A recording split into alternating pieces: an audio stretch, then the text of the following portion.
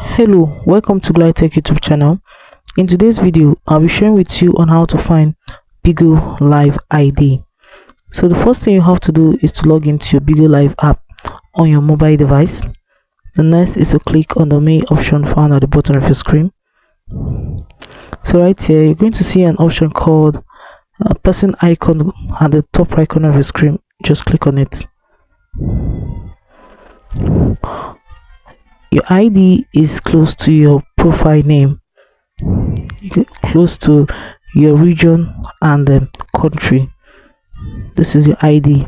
So if you want to copy, you just have to click on it to copy and you can paste it anywhere of your choice. So guys, that is it on how to find Bigo Live ID. If this video was helpful, do well to like, comment, share and subscribe.